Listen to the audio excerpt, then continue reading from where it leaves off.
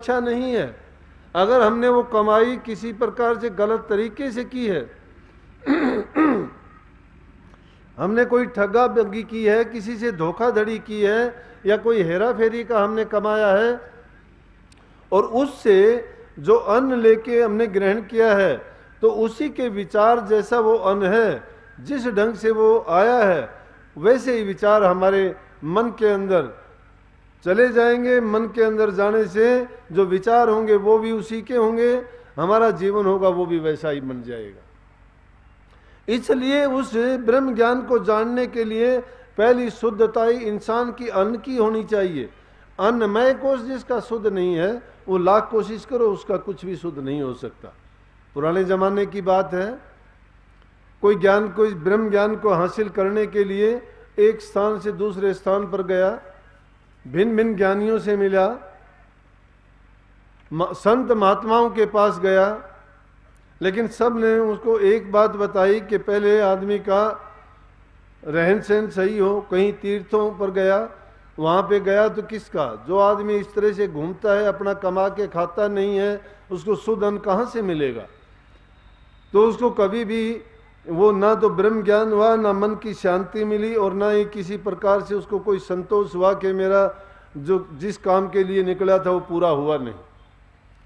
हरिद्वार गया, कहीं गंगा के स्नान किए, वहाँ संत महात्माओं के पास गया, अन्य क्षेत्रों में अनाज खाया, वो अनाज जैसा था वैसे ही उसके विचार होते गए, लेकिन उसकी कहीं भी जब ये तृष्णा नहीं मिटी तो वापिस वो चल के जा रहा था। चलते चलते रास्ते में एक गांव में उसका ठहरना हुआ, तो कहने लगा एक के घर जाके कि भाई मैं रात के लिए रुकूंगा। वो कहने लगे रुक तो जाना, लेकिन हम आपको भोजन नहीं देंगे। वो बोले क्या बात, आप भोजन क्यों नहीं दोगे? कि हमारा अन्न शुद्ध नहीं है। इसलिए आदमी घर में जो रहता है, घर में रहो, कमा के खाओ, पर धन पर क्रिया से ने ना लगाओ। संत मत कोई आडंबर नहीं सिखाता, कोई पाखंड नहीं सिखाता, वो कोई झूठ का रास्ता अपनाने के लिए नहीं कहता, कोई भेख धारने के लिए नहीं कहता। ये सारे की सारी चीज़ें आदमी को कुछ देने वाली नहीं है। चाहे तुम तिलक लगाओ, कपड़े रंगाओ, सिर पे बाल रखाओ, या और कोई ऐसे काम करो कि जिससे तुम ये दिखाई दो कि महात्मा है। महान आत्मा वो है जो महान काम करती है, जो मन से कर्म से पवित्र है, वो महान है। लेकिन गृहस्थ में रहते हुए इंसान अगर अपना कमा के खाता है, प्रभु की भक्ति करता है, ईमानदारी से सच्चाई से अपने जीवन का निर्वाह करता है, वो घर बैठे बनो फकीर मन मार सूरत को डांटो। वो घर बैठे ही फकीर है कि उसने अपने मन को डांट रखा है और सूरत को एक ठिकाने पे जिसने रोक रखा है, कहीं भी आने जाने की जरूरत नहीं है। तो बात किसकी हुई कि मन की शुद्धताई की, और मन शुद्ध अन्न से होगा। लेकिन उस गृहस्थी ने उसको कह दिया कि भाई रुकने में हमें कोई आपत्ति नहीं है, आप हमारे घर रुक सकते हो, लेकिन हम आपको हमारे घर का खाना नहीं देंगे। कहने लगे वो क्यों? कहने लगे कि हमारा अन्न पवित्र नहीं है। उसने जानना चाहा कि ये गृहस्थ में रहते हुए भी इनके इतने उच्च और सच्ची बात कहते हैं, इतने ऊंचे विचार हैं, तो वो बात भी जाननी चाहिए कि कैसे नहीं है। कहने लगे तुम तो जमींदार आदमी हो, अपना हाथ से काम करते हो, तुम कोई धोखाधड़ी की बात नहीं है, फिर भी आपका अन्न शुद्ध क्यों नहीं है? कहने लगे हमारा अन्न शुद्ध इसलिए नहीं है कि हमारे पड़ोसी का एक दिन पानी टूट के हमारे गेहूं में अपने आप लग गया था, इसलिए हमारा अन्न शुद्ध नहीं रहा। कितनी बारीकी की बात थी कि वो गृहस्थी भी इस चीज को जानते थे। आज इस अंधी दौड़ में आदमी कितना स्वार्थी होता जा रहा है, इसको पता ही नहीं है मैं गलत करता हूँ, सही करता हूँ, पाप करता हूँ, पुण्य करता हूँ, अधर्म के मार्ग पर चलता हूँ, परिणाम क्या होगा, मेरा जीवन का अंतिम नतीजा क्या निकलेगा, और मैं उस पाप कर्म को भोगूंगा या नहीं भोगूंगा। अरे जानबूझ के जो अंधे कुएं में गिरता जा रहा है उसको निकालने वाला कौन है? ये भ्रम संसार में पड़ गए, उन भ्रमों में पड़ के इंसान अपनी इंसानियत से गिरता जा रहा है। और एक जब हवा चलती है तो वो हवा एक से दूसरे को छूत के रोग की तरह से हमारे समाज में वो ऐसी फैलती गई कि अब तो यूं सोचो कि जिस कलयुग का नाम लेते हैं कि 80% लोग ऐसे ही होते जा रहे हैं। क्यों होते जा रहे? वो सोचते हैं कि जब वो करता है तो मैं क्यों नहीं करूं। अरे देखा देखी करते हैं, नकल भी किसकी करते? बुराई की करते हैं। अच्छाई की अगर नकल करते तो उनका कल्याण हो जाता, जीवन संवर जाता। और जब ऐसे ऐसे पाप, दुष्कर्म, अन्याय जब होते हैं पृथ्वी पर, तब संत लोग उस धरा पर प्रकट होके जीवों को उनके कल्याण का मार्ग सुझाने के लिए आते हैं, उनकी बुराइयों को मिटाने के लिए रास्ता दिखाते हैं। लेकिन उसने जब ये देखा कि मैंने घर छोड़ा, तीर्थों पर फिरा, लेकिन मुझे ये बात कभी समझ में नहीं आई, कहने लगा तो आज हमारे यहाँ नहीं, आप हमारे भाई के पास रुको और उनको भोजन भी वहाँ से लेना, उनका अन्न पवित्र है। रात को जब उनके वहाँ रुका, उन्होंने उसको सहर्ष घर में रोका, जैसे घर में रूखी सूखी रोटियां थी उसको दी, और उसने वो रोटी खा के जब रात के समय अपनी ध्यान समाधि या भजन में बैठा, तो क्या बात थी कि उसको वो प्रकाश हुआ जिंदगी में उसने कभी नहीं देखा था। और वो किस चीज का प्रताप था? शुद्ध अन्न का था। सुबह को उसने मान लिया और कहा कि आप लोग धन्य हैं कि गृहस्थ में रहते हुए भी आपके इतने ऊंचे शुद्ध और पवित्र विचार हैं। आपकी कमाई भी इतनी शुद्ध है कि जो इंसान इसको ग्रहण करता है उसके विचार भी बदल जाते हैं। तो इस चीज़ पर बहुत कुछ निर्भर करता है। आज हम घरों में अनाज जब किसी भी प्रकार से हम पैदा करते हैं, चलो उसका असर भी छोड़ो, बनाने वाले का भी उस पर असर आता है। बनाने वाला खाना बनाता किस ढंग से है, उसके ख्याल क्या है। जैसे जैसे जो खाना बनाने वाला है, उसको देखने वाला है, उसको तैयार करने वाला है, भोजन परोसने वाला है, उनके जिस जिस इंसान के जो जो ख्यालात हैं उनका असर उस अनाज में होता है। और उस भोजन को जब हम ग्रहण करते हैं तो उसका असर हम पर भी होता है। इसीलिए हमारे पूर्वज बड़े ज्ञानवान थे और उन्होंने कहा था कि भोजन भजन कुछ एक दो चीज और, ये चीजें एकांत की थी कि एकांत में बैठ के जो चीज खाते हो, चाहे वो कितनी भी अच्छी है, कितनी भी बुरी है, कितनी भी शुद्ध है, कितनी भी रूखी सूखी है, वो तुम्हारा अमृत का काम करेगी। क्यों करेगी? कि जितने लोग उस भोजन को देखेंगे, जितने लोगों की उस भोजन पर दृष्टि पड़ेगी, उनके विचार उस भोजन में आ जाएंगे। और जो जो चीजें आप खाते जाओगे, जैसे जैसे जिसने देखा है वैसे ही आपके विचारों में भी तब्दीली होती चली जाएगी। इसीलिए हम क्या करते हैं कि कोई भी चीज होती है, जो समझवान है वो प्रसाद को लेके महापुरुषों के पास जाते हैं, कहते हैं कि इस पर आप दृष्टि डाल दें, इसको आप प्रसाद बना दें, इसको आप छू दें। प्रसाद बनाने का भी एक तरीका नहीं है, और ये बात भी सही है कि उनकी तो बात छोड़ दो, आज हम हमारी परंपराओं को, रीति रिवाजों को, सबको दूर हटाते जा रहे हैं।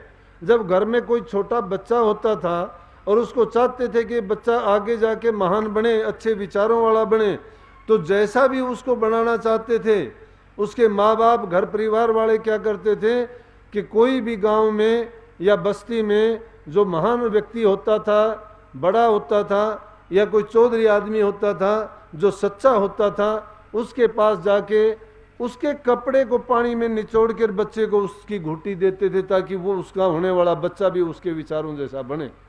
लेकिन आज जो बच्चे पैदा होते हैं उनको घूंटी कौन देता है?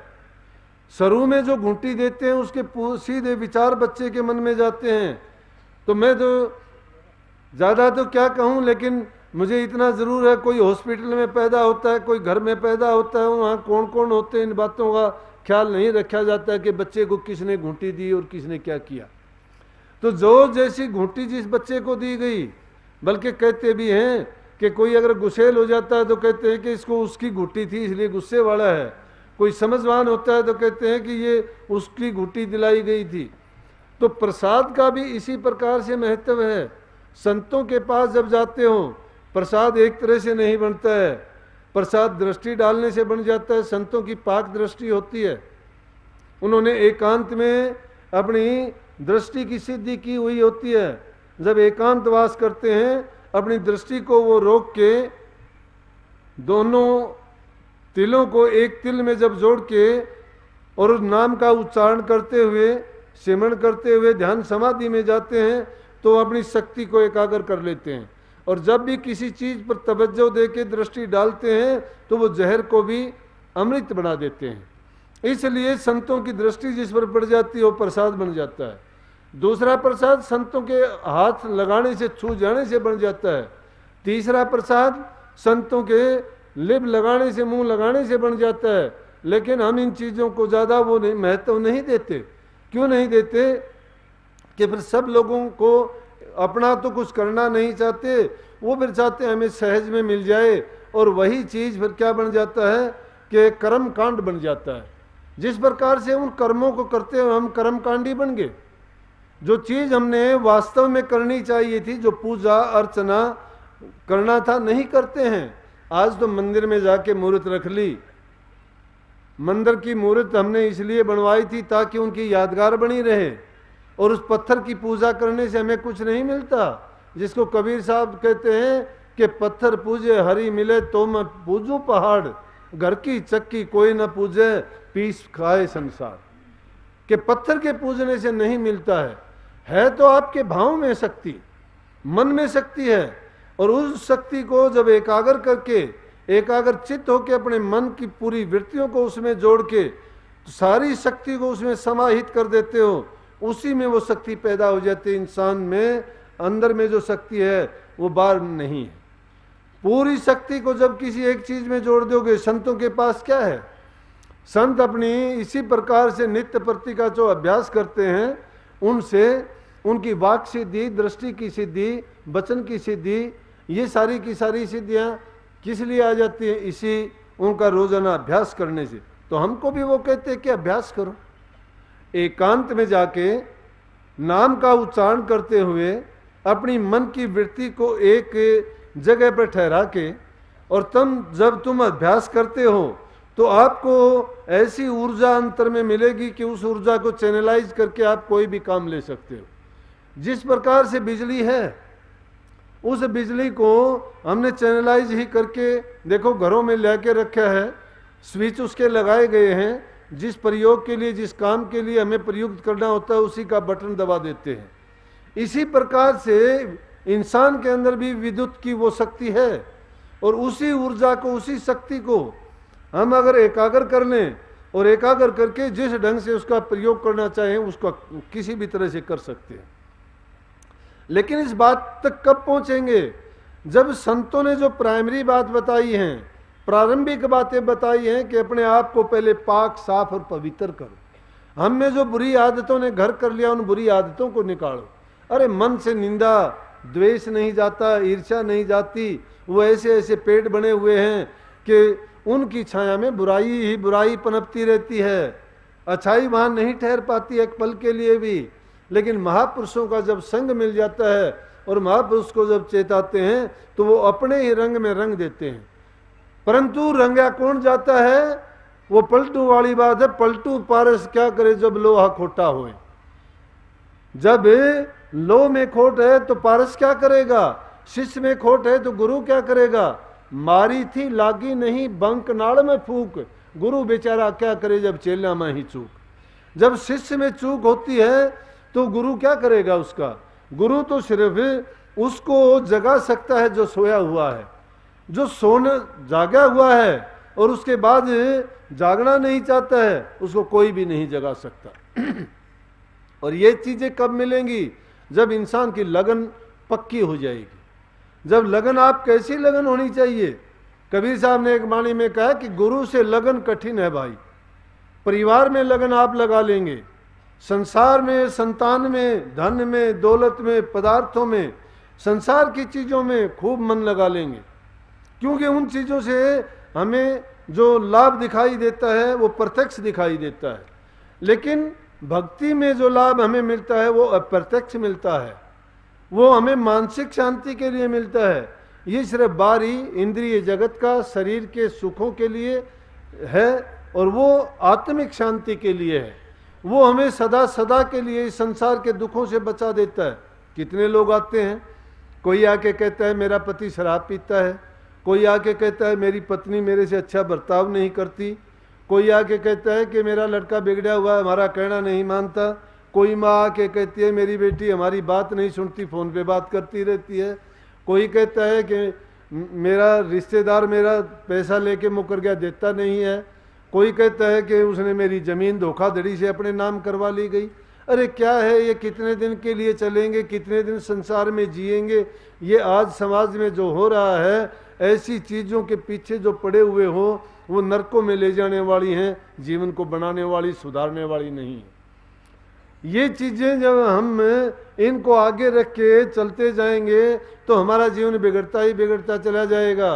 अभ्यासियों के लिए ये है कि ये चिंता ना करो कौन क्या करता है, बुराई करने वालों का चिंतन मत करो, उनकी ओर ना देखो, नहीं तो तुम में सिर्फ वही बातें रह जाएंगी। बुराई का जिक्र होगा, बुराई का सिमरण होगा, बुराई का ख्याल होगा, बुराई का ध्यान होगा, और उसी को तुम पाल लोगे अपने अंदर में। उसको तो संतों ने तो ये कहा, नेकी कर दरिया में डाल। तुम तो बुराई को आगे रखते हो। संत कहते हैं कि तुमने अगर भला भी किसी का कर दिया तो उसको भी भूल जाओ। डू गुड एंड फॉरगेट, कि अगर किसी के लिए अच्छाई करते हो भूल जाओ उसको, क्योंकि अगर उसको भी तुमने मन में रख लिया तो भी तुम उसी चक्कर में रह जाओगे, नहीं जा पाओगे यहाँ से। फिर भी मन में ऐसा भ्रम बन जाएगा कि मैंने कुछ किया है। नहीं, बुराई करने की कभी मन में धारणा ना रखो, और अच्छाई करने के बाद में कभी ये ना कहो कि मैंने ये अच्छा किया है, वो किया है, ये किया है। क्यों? ऐसा करने से आदमी फिर भी बंधन का हेतु बन जाता है, बंधन में ही आ जाता है। तो कबीर साहब ने जो बात कही, वो कहते गुरु से लगन कठिन है भाई, वो लगन बहुत कठिन है। और जब ऐसी लगन लग जाती है तो फिर इंसान को, मैं कहता हूं, किसी प्रकार की दुख, चिंता, विपदा, आपदा, परेशानी, कठिनाई दुनिया में आ ही नहीं सकती। क्यों नहीं आ सकती? कि हमें एक ही चीज की तलब होनी चाहिए, परमात्मा की। हमने तो अपना परमात्मा, किसी ने धन को बना लिया, किसी ने संतान को बना लिया, किसी ने काम को बना लिया, किसी ने रोजगार को बना लिया। अरे क्या है ये? मैं ये भी नहीं कहता कि तुम काम को छोड़ो, काम करना तो जरूरी है, क्योंकि बिना काम किए तो हम भूखा मर जाएंगे। अपना जो फर्ज है ये भी नहीं है, हमारे सिर पर कर्ज भी है, रिश्ते नातों का, संतान का, जितने भी हमारे साथ जुड़े हुए हैं, किसी को किसी रूप में देना, किसी को किसी रूप में लेना है। ये कार्य व्यवहार ईमानदारी, सच्चाई से निभाते जाओ। ये नहीं कि उनके गुलाम बन के उन्हीं में रत रहो, रात दिन उन्हीं में अपना आपा सौंप दो। हम तो चौथापन आ जाता है, आखिरी वक्त आने को तैयार है, भरोसा नहीं है कि कब मौत आके हमारे दरवाजे पर दस्तक दे देगी, और हम उसके लिए तैयार भी नहीं होंगे।